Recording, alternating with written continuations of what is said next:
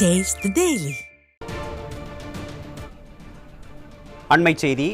ராணிப்பேட்டை மாவட்டம் அரக்கோணம் அரசு ஆதி திராவிடர் நல பெண்கள் மேல்நிலைப் பள்ளியில் மாற்றுத்திறனாளி ரயில்வே ஊழியர் மது போதையில் அரை நிர்வாணத்துடன் இருந்ததை கண்டு மாணவர்களின் பெற்றோர்கள் சாலை மறியலில் ஈடுபட்டனர். கூடுதல் விவரங்களை செய்தியாளர் ருதேஷ் பாபு வழங்க கேட்கலாம். வணக்கம் ருதேஷ் பாபு, விவரங்களை பதிவு பண்ணுங்க.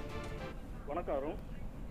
ராணிப்பேட்டை மாவட்டம் அரக்கோணம் எஸ்ஆர் கேட் பகுதியில் அரசு பெண்கள் ஆதி திராவிடர் மேல்நிலைப் பள்ளி இயங்கி வருகிறது.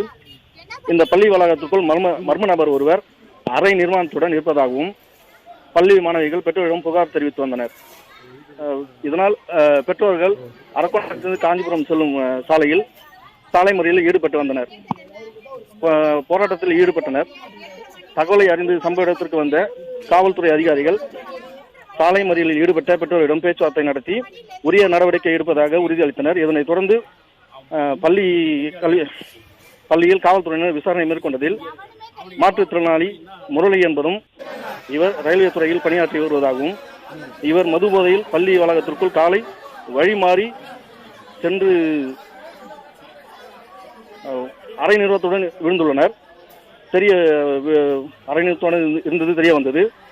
இதனைத் தொடர்ந்து காவல்துறையினர் தற்போது முரளியை கைது செய்து விசாரணை மேற்கொண்டு வருகின்றனர். இதனால் அரக்கோணத்தில் பரபரப்பு ஏற்பட்டது. மேலும் அரசு பெண்கள் வளாகத்திற்குள் வரும் மர்ம நபர்கள் மீது உரிய காவல்துறையினர் நடவடிக்கை எடுக்க வேண்டும் என பொதுமக்களும் பெற்றோர்களும் கோரிக்கை விடுத்துள்ளனர். விவரங்களை வழங்கியமைக்கு நன்றி ருதேஷ் பாபு.